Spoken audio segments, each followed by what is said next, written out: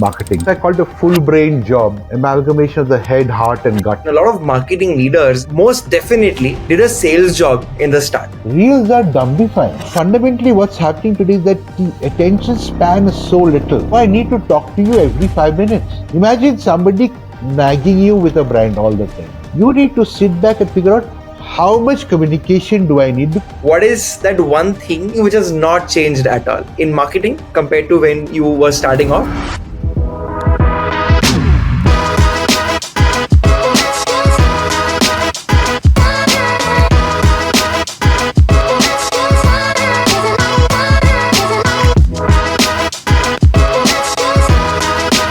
Hey there, welcome to Marketing Mavericks with IndieFolio.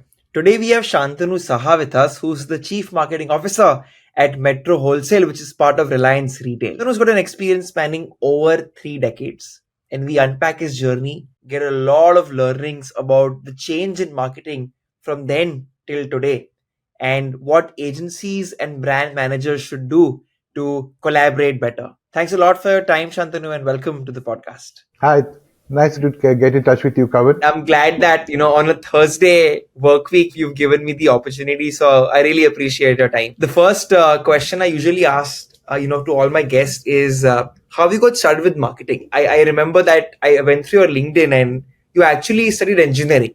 So can you tell me, when is it that marketing struck you as a career choice? It developed more while I was in IIM Calcutta. This is way back in 85, 86, 87. I got introduced to the subject. See, we had a vague idea about what marketing was by and large. Looking at the subject, it covers so many aspects of business. Most importantly, it covers human behavior, human buying behavior, right? How do human beings buy, why they buy, what motivates them? And along with that, a process comes finance, business, logistics. It covers so many aspects. It practically, you might call it, a full-brained subject. It's not just the right brain or the left brain like we keep talking about it. You have to have a balance of creativity, a balance of empathy, general awareness to spot trends, ability to look around the corner, see what's coming up next. You need to have process orientation, not all about creativity. You need to have process orientation and obviously business common sense to make a good marketeer. To put it succinctly, I call it, the amalgamation of the head, heart, and gut. And that's what attracted me to marketing. It kind of gave me a wider canvas to play on than maybe just systems or maybe just finance or maybe just banking or what have you. Yeah, superb. I think I speak to a lot of young, students and marketers, and they are confused, because at one end, whenever they used to think of marketing, what comes to their mind is ads and celebrities and creative and social. If you look at any recent hot topics in marketing, it's a lot about marketing technology, data, and it's very number driven. Would it be safe to assume that you need to have both the left and the right side of your brain working to be a successful marketer, or is it okay to be more on the creative side? That's why I call it a full brain job. Your both left and right brain have to be used. And you see, I keep this on so that it doesn't split. Anyway, we all make the same mistake. Marketing is advertising and glamorous and all that, blah, blah, blah. And like you rightly said, today people think it's a lot to do with analytics, tech, AI, etc. They are enablers for you to effectively be a marketer. All the young kids who are into marketing definitely need to know the analytics. They also need to know how to use AI, etc., etc. But those are enablers to the end actions that you need to take to get the customer to come to your store or take your service or buy into your product or what have you. Those are enablers. You definitely need to know the enablers. But at the end of the day, you need to know your customer first. What is he or she wanting, right? And therefore, it's a mix of both what you said, right and left brain. You need to do both. It's not just, having a good creative mind and being able to write a couple of good stories and, a couple of good copies. It's not just that. A lot of dilemma which, young marketer goes through, which is their first jobs, right? What should they do in their earliest stages of their career? One thing, which I constantly observe in a lot of marketing leaders is all of them most definitely did a sales job in the start. Yeah. Even with you were at Godrej and PepsiCo, and I think the first 5-6 years of your career were hardcore sales. So how important is it to do sales as a marketer in your earlier stint of your career? It's a very important stepping stone to a marketing career. It gives you the opportunity to actually be out there in the market. You're talking to the kiranas, you're getting to see the country, you're getting to understand the socioeconomic, changes that are happening across the country. You get to understand pricings, price sensitivity, right? This is just as a sales guy. If I was when I was in sales and got the soaps and Pepsi, etc., it got me in touch with what you might call India. What they used to refer to as the bottom of the pyramid and what have you. These are all terms people come up with, but we got to meet them. After that, the second step that happens is, when you actually go into what we used to call the kitchen surveys, you go and meet the auntie in Gorakhpur, okay, or even the distributor's wife and say, auntie, wo aapke kitchen mein kya kya rehta hai? Right. We did that. We actually did that. We walked into households and checked to see what were the masala she was using. Was she feeding her kids Maggie? Or what are the biscuits they were using? What are the kind of tea they were drinking? Do they consume coffee at all in Eastern UP, vis-a-vis maybe down south? So both aspects of what the trader is keeping in his or her shop, vis-a-vis what the housewife was keeping in his or her kitchen, that is what it exposes you to. And with that comes a deeper understanding of what is it that motivates a person from a particular socioeconomic category to want, need, or desire a product. Unless you do sales, that won't happen. And I'm talking from purely FMCG point of view. Even if it was sales, software sales, or project sales, or whatever the product may be, or the service may be, you have to be in the front line for the first 4 or 5 years. 100%. I do sales for Indiefolio, and one thing I love is the feedback loops. So as a marketer, you may think this is how I'll be pitching my product. You do it for 6 months, measure data, do market research, and you'll come with a conclusion. In sales, immediately you're understanding their reactions, what they're saying, how they're poking holes in your proposition. So that's really, really exciting to really shape how you should go about really selling the products you have. It's another dilemma a lot of marketers are in. And that's between a consulting or an ad agency job versus, going to the brand side. And you've led a very large consulting company in the creative and design area. Plus, obviously, you've been on the brand side for several years, right? What are the pros and cons of going to the brand side or going to the agency side as per you? Both of them have their own learnings at the end of the day, right? Now, when you're in the brand side, what you say you're in the user organization. I'm the owner of the brand, and I think that this is what my brand. I built the brand because, given market research analytics, I felt that this is the product that is now going to get me my, whatever, market share and profits and so on. So I launch a product. I say, this is the brand I need. I need to get that out there in the market, right? The flip side is there's an agency, right, who I call upon to help me, let's say, get this brand across to the customers. There are learnings on both sides, frankly speaking. As a brand manager, you are dealing with the physical product and packaging, etc., etc., etc. As an advertising agency, you're trying to get across this particular product to the customer, and you're trying to create some kind of, it's very intangible actually. The brand side is more tangible. The advertising side, the communication side is a little more intangible because you're trying to build a story around the product to get the customer to buy into it. Not even having tried it at the first group. I'm saying I'm launching a product. Once the trials happen, your tack changes. So I can't say that this is good and that is bad and that is good and this is bad. I think to be a fully rounded marketer, you need to do both at some point in time. Even if you were to spend 5 years in the agency and then go to brand, or spend brand and then go to the agency, you can do either thing. There's no such thing that, you got to do sales, then agency, then brand. No. Yeah, sales is your basic bottom. You need to put in that 1 or 2 years in sales and then possibly revisit sales wider in brand also by going to the market. Or even as an agency person, you need to go to the market to figure out, hey, hang on, what's happening in this space? So that so-called sales or market visit, market working is important in everything. But as a full-fledged marketeer, you can start your career in advertising, where you start looking at the intangibles of how I sell this product. Or you can start as a product manager after having done your sales, saying, okay, I know the market. I've been to Gorakhpur. I think they need only a 50-gram glucose biscuit, not a 100-gram glucose biscuit. And they like a sweeter flavor of glucose biscuit is my learning. So I launch a product as a brand manager there. You see, it works in conjunction. One can't live without the other, right? The thing is, we might well say that I know sales, I know product management, branding, and I also know advertising. You may know it, but you won't have the bandwidth to really do all of it, number one. Number two, very often what happens is tunnel vision ho jata hai. Because you're so much into handling the brand, you quite forget that a lot of things are working, a lot of things are not working because you're married to it. It's like, unless you look in the mirror, you don't know whether your moosh is straight or, this thing. So the agency kind of is like a mirror saying, hang on, guy, you got a good product, you got this, but I think when you're coming to communication, you're going a little awry. Let's help you with that in terms of imagery, etc., etc., etc., or channels of communication now, social media, blah, blah, blah, blah, blah, all that kind of stuff.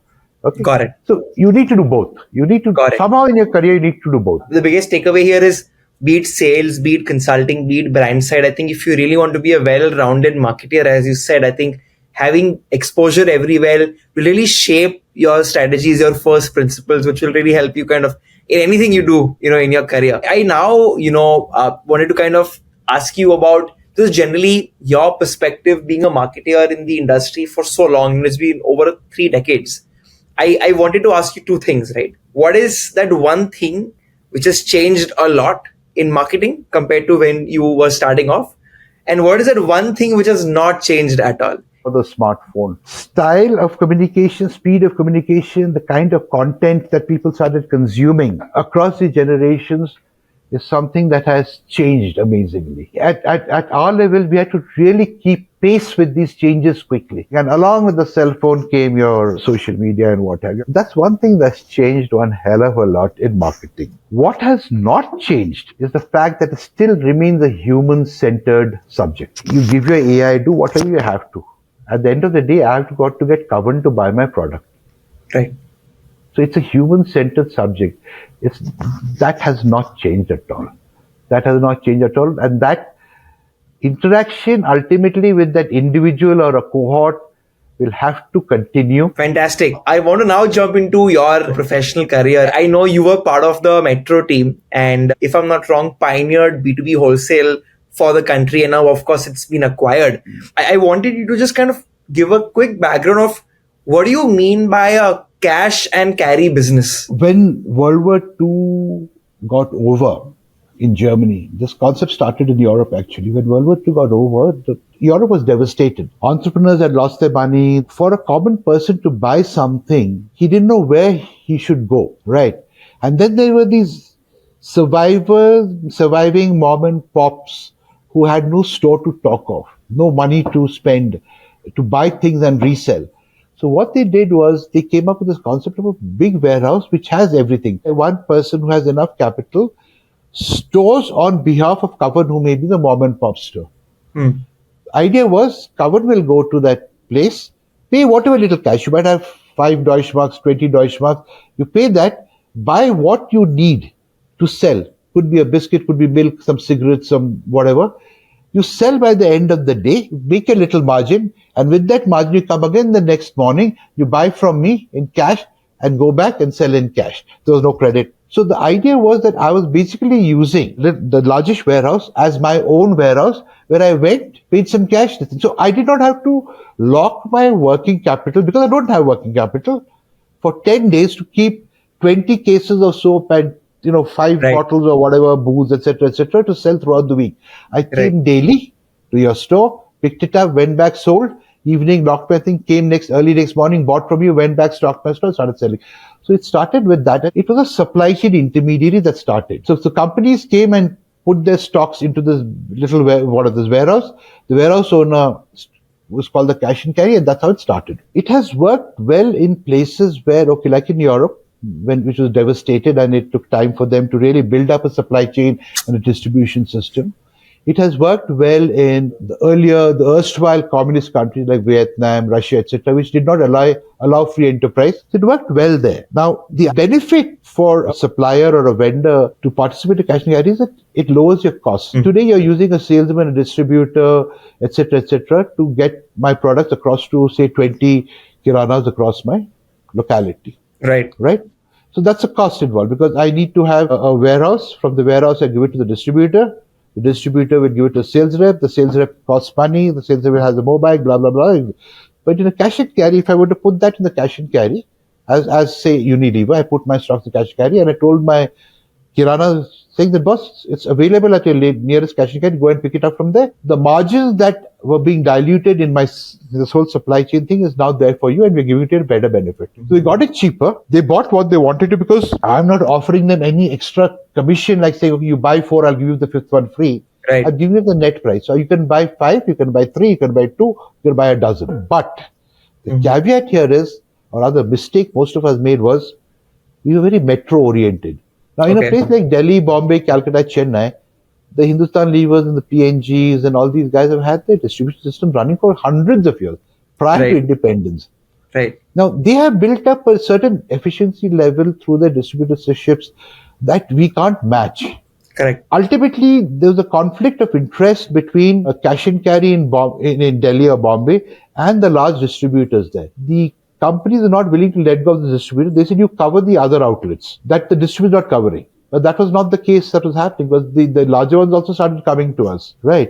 So there's a conflict of interest there. Whereas if the same thing was opened in the hinterland of the north, in the northeast, etc., where it's really difficult to reach, the proposition would have really worked out.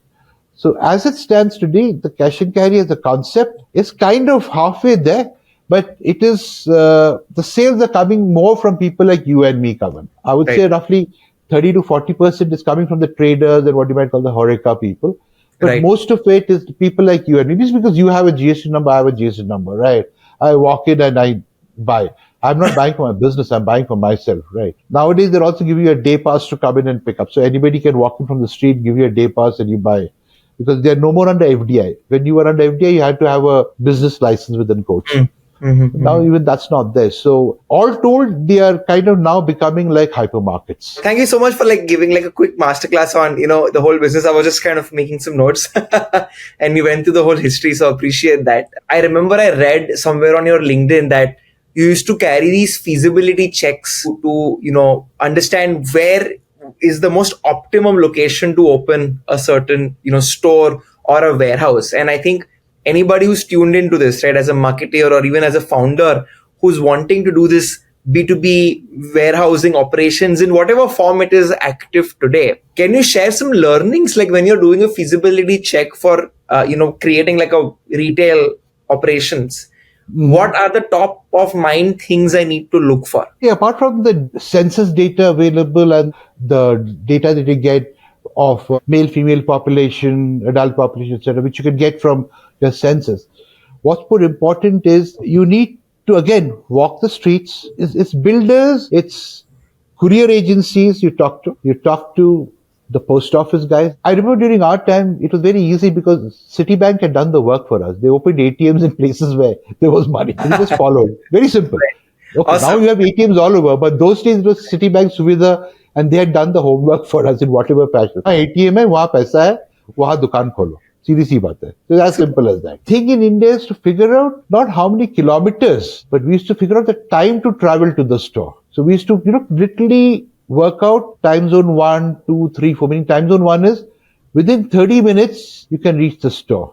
Time zone 2 is within 30 to 45 minutes. So that's how we used to do the thing. So it was not to do with 5 kilometers. We looked at time zone and we actually in Metro we actually rode bikes, motorcycles and two-wheelers during various points in time during Russia, etc. to figure out. And believe me, within time zone 3, 10, 20, 30 minutes, within time zone 3, you'll get 60% of your sales. Wow. Fantastic. Okay. So you really don't have to extend yourself by going to time zone 4 and 5. So up to time zone 3, which is 30 minutes drive time to and from the store, you get 60% of your sales. The balance is icing on the cake. So the analysis that we did was actually first talk to, the courier agencies and all have a fair idea as to unka chitti kahan ja raha hai aajkal. The post guys also know that what is the beat like. And which are in a place like Bangalore that are growing and people are planning and people are settling down, then you have to send your post there or whatever, the couriers there. Right. Today it's very simple. The Blinkits and the thing, just follow those guys and figure out where they're going here.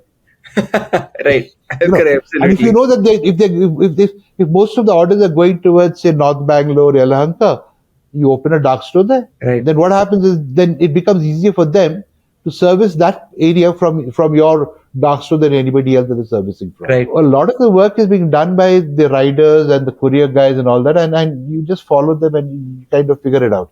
So Got it. I'm coming back to the point that unless your own feet is on the street, you can't do any Right. marketing. Let's be very clear. A big insight for me also was, you just mentioned about how like you have to measure time to reach versus the kilometers, because I think Kilometers. especially for India, that's such a nuanced point which actually is so important to understand. And being from Mumbai, I remember I was obviously in my school days is limited, my perspective was limited to Mumbai, and I started going out for college fests and work, and people, especially from tier 2 cities used to be like, I was like, how far is that? And my default answer would be 30 minutes being in Mumbai. But somebody else would say 3 kilometers, 4 kilometers. And, that was such a different way to kind of understand the concept of distance and time. Now I want to jump into, asking you something about customer experience, right? So I am somebody who loves UX, UI. I've done it by myself, and we learn a lot about customer experience there. Okay. It may seem like an odd question to you, because I think you've come from a time where you've gone from physical to online. I am keen to know about online to offline, right? Where if I were to create like a good customer experience on an application, an app or a website, there are lots of things which goes into, building that. However, if I was to create a fantastic customer experience in my retail store, right? Are there any best practices you'd like to share which lead to a good customer experience? See, there are things which are very replicable, apart from the lighting, tiling, and your salespeople and all that kind of stuff. That's become passé and very easy to replicate. Right. If Kavan sets up a store with mother of pearl tiles and fantastic lighting and blah blah blah and perfume and sexy music playing, etc., etc., I can do it tomorrow by doing the same thing. Right. I'll just tweak the color. Correct. What you can't tweak is the trust that your product or outlet provides, the source credibility and the trust, right? These experiences can't be replicated. If I know that if I go to Kavan's store, despite all the sexy stuff he's put up, I'm going to get the right product. I don't have to haggle. I know that if there's a problem, he will replace it for me without asking me for the bill and the tag, etc. I will continue going back to Kavan despite the fact that you one day your bulb may be shut or your TV is not working or whatever. But I know I'll go back to Kavan. Now that is what? That is Right. trust and your source credibility. So again, it's trust in its quality, trust in its sourcing, its source credibility. And the story is telling me, saying, sir, I rather you pay me more because anyway you're going to go home and you have to do it. So that effort is taken away because I'm giving you clean, unmuddied ginger, for example. Correct. Simple things like this. Understood. I want to follow up on that. A key to my customer experience in an offline world is human interaction, right? There are crews and the people who are helping me, guiding me what to buy, etc. Now, as an entrepreneur, right, organizing people and standardizing people experiences is the hardest, right? Because it's like you can do your best to train, you can do your best, but then at the end of the day, you can't control what the person's actually saying to that person at that point in time, and you may spend hundreds of crores on customer experience and customer centricity, but that one employee in that one retail store was rude to that one customer, you lost that customer forever. So I wanted to ask you, like, how do you mitigate that in an offline experience? Is any advice? On a bad day, you'll be rude to your customers. What I've noticed works over the long term, not the short term. And what is again, your trust in your people to do the right thing. See, very often, a lot of marketeers and sales guys and CEOs make a mistake by giving a template of behavior to a person, saying that my brand is like this is the template and the spiel that you give the customer. Right. Okay.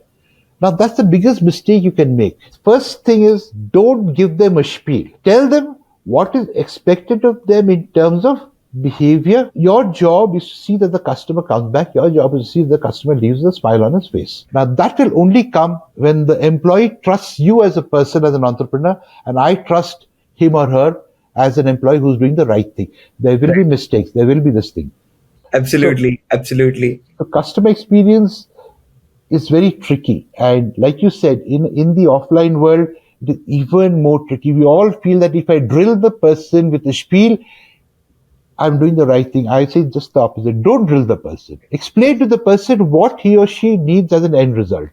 Correct. Now, you rightly said, supposing I've treated somebody badly as a salesperson, I happen to treat somebody badly. If you've treated them well, if you taught them well, he or she will tell this, well, hey, sir, वो बंदा आया था, मैं थोड़ा नाराज था, आज घर में पानी नहीं था.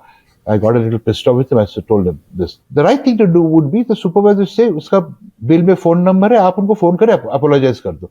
उनको कहानी बोल दो कि सर जी थोड़ा मैं रफ था आपके साथ, आज घर में पानी नहीं था, तो आप जो मुझे बोल रहे हैं, as a human being, you will start laughing, saying, okay, at least this guy is honest. Right. He pissed me off, but he rang me up to tell me that, so it's a little gestures. Now, training in the little gestures is so important in the offline world today. Loved all the, examples and the best practices you shared. Even somebody who runs a creative company or an agency, right, I kind of resonate a lot, right, because it's a people-driven business. And Yeah. I think often you also face these scenarios, and I think bang on, right? I think when to ask for feedback is so critical. And I think people forget that, right? As you Yep. said, like, I think the customer needs to be in what I call like a happy flow, right? That's the right time, and give them some time to actually go through it. Otherwise, they're critiquing the person and not the brand. I think that was like really insightful. So thanks for that. I want to now, to go to the last part of the conversation. And you have a very unique experience in actually being a fantastic marketer for large brands and also being the CEO of EDM. I run IndieFolio, which is a network of a lot of boutique studios, agencies, and independent consultants. And I think this is a lot of interesting fodder for us to get these perspectives from you. Creating content has been such a high pressurizing area for marketers today, because in the earlier times, the marketing stack was like one ad film, one TVC, print, billboard, radio, and it's over. And it used to happen a couple of times a year. But today, there is so much high scale content production happening that a lot of marketers see themselves just going there and doing vendor management. And a lot of agencies, however hard they try their best to understand the brand, understand the customer, understand the brief, have from 6 months to 6 days to sometimes 6 hours only to actually deliver. And there's a lot of, friction I keep on seeing, which is increasing year on year between agencies and brands. There is, a lot of advice given to agencies that understand the brand, take your time to do research. And I see that marketeers, and I empathize with them, don't have time. They've also gone from a agency on record system to working with multiple boutiques today, right? Everybody's doing different things. So explaining everybody again and again and again is very stressful. So do you have any advice for both brand managers and also for agencies, right?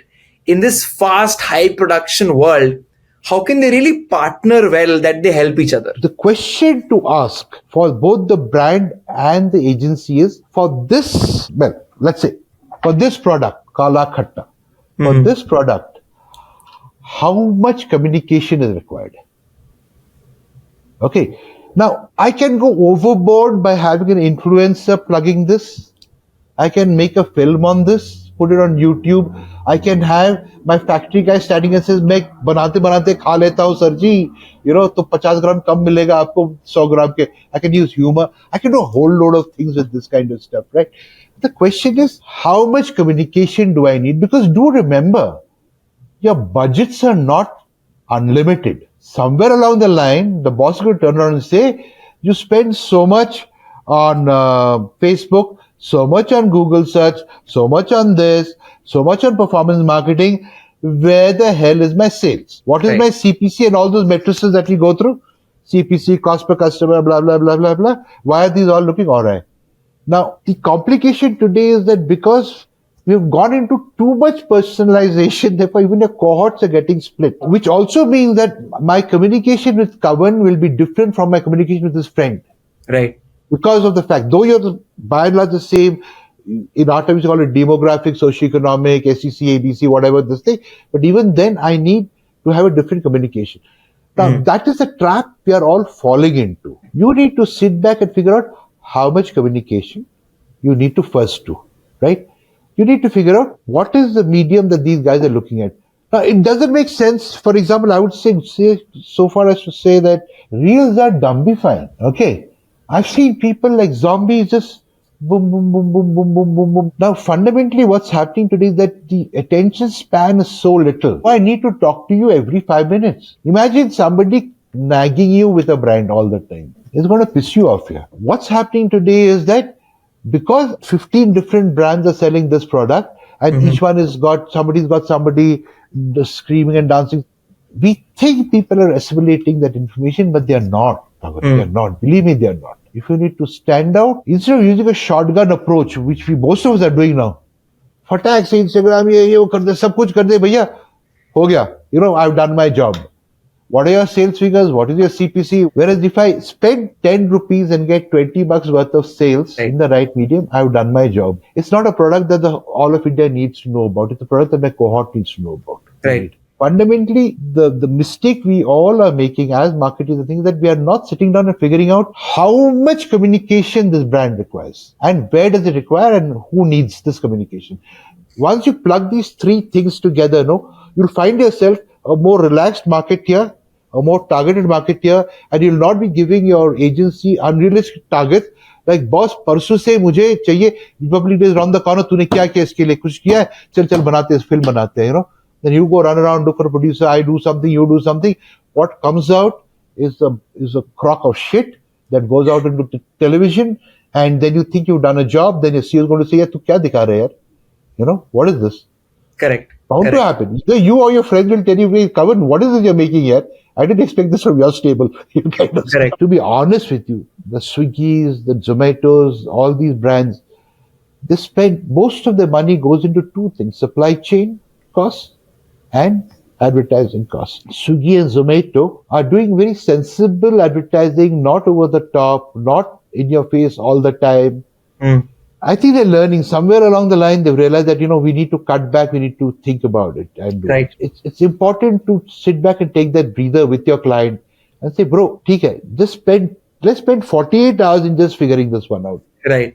100%. After that, we'll see what needs to be done. Thanks a lot for that. You've been giving a lot of insights and feedback and advice. But if I can, as a parting thought, also ask you for one more, right? A big part of our audience are young marketers who are wanting to learn more about marketing career and, how they can shape their career better. And if somebody wants to be in your shoe one day, wants to be a CMO, what's your advice to, young marketers to have a successful career? What should they do? I just have two parts to this. Most young people make this mistake. There is one way of getting into, looking at a career. ASM, DSM, AVP, VP, a marketing head, blah, blah, blah, then CEO. Very honestly, you may be a good marketing person, but you don't make a good CEO. And I know that from experience. Okay. You may be a very good sales rep, but you don't make a good field officer or an ASM. Right? Okay. This is a reality. Like if they say everybody reaches this level of incompetence. So it happens. The other way to look at a career is, if I'm good at marketing, can I grow horizontally in that position? I become a brand manager, then I become a group product manager, then I might become the marketing manager for India, then I might become for Asia Pacific. I don't necessarily need to be a CEO, I become Asia Pacific. And then I need to become, possibly if I join a multinational, I start looking at regions. I become the CMO for Africa or whatever. And that's a very interesting thing to do, because then you're really honing your skills in what you like doing. And the other one is you're honing your skills in what you want, what you aspire to be somewhere in the back of your head. Right. And there's no right or wrong. Please, there's no right or wrong in this. Some people say, no, I want to be the CEO and MD ultimately, and marketing will be my route. Having said that, the fundamentals of marketing have not changed. Right. You're still about consumers and customers and their needs, wants, desires, and you catering to them, and they feeling they need to hear from you whether they want to interact with you and therefore choose your brand or product, etc. The advice that I give them is essentially on two lines. See, the biggest change is the target audience or the target groups for any business service is becoming more narrow and fragmented given the extent of personalization I was talking about. And therefore, you need to better understand their buying behavior and what we call the customer journey. The customer journey is not linear anymore. Like earlier we said, what is that? Attention, interest, desire, action. Correct. AIDA model. It doesn't work that way. Today, if there's a product, I'll first go, and check on Carwala online. Then I'll check with my friend. Then I'll check with the influencer. Should I buy that Royal Enfield Meteor that's come up? I'll check different things. I just don't go to okay, I saw the ad. Then I go to the showroom. The salesman makes me a sale, and then I buy it and it comes home. I will do. Today, everybody does a fair bit of research amongst their own peer group. Right? And influencers and friends play a huge part in your choice of what you do, not so much the advertising and the reels, etc. Let's be very clear on that. Right. So to better understand that, they need to really start honing the skills in analytics. Market research is good. You need to do market research. It'll give you a general direction, but till you talk to your customers, you will not be able to deliver on the promise. Right. Market research will not help you deliver on the promise, Something, hear the numbers out, hear what analytics tells you, but then put your feet on the street and go and talk to your cohort one-on-one. And we have to figure out, we know that the tendency to stereotypes was there in our generation. Tier 2 town, Bareilly, bola to yahi karega. That's not true anymore. Right. We have to understand that we have to accept diversity, whatever reason. It is easier for your generation to do this than people like us getting into marketing. I mean, people like us are exiting now our careers. But so the net takeaways, one is what kind of career you want, horizontal or vertical. That's your choice. Second is hone up on your analytics. Understand AI. You have to, otherwise you're dead in this world today. Along with that comes understanding social media and all the mediums, which I think they teach you in college nowadays. Understanding the current diversity that exists, and it'll get more and more diverse as you go along. Along with that comes the fact that please meet your customers. Hear the numbers, listen to your customers. You have to do that. It won't happen otherwise. Incredible. I think such wise advice, of course, from you. I think all the years of experience you had, I think you've covered everything beautifully. This is a great point to end the podcast. And thank you so much for your time. I hope you had a good one. Oh, I enjoyed it. Lovely questions, a lovely interaction, Kavan. Superb. Thank you so much. It was literally an honor to have you as a guest. My pleasure. Pleasure was all mine. Thank you so much for everybody who stuck along. Thank you so much for tuning in. If you'd like to hear another marketing leader very, very soon, please like, share, and subscribe. A new episode will come out very soon. Bye bye.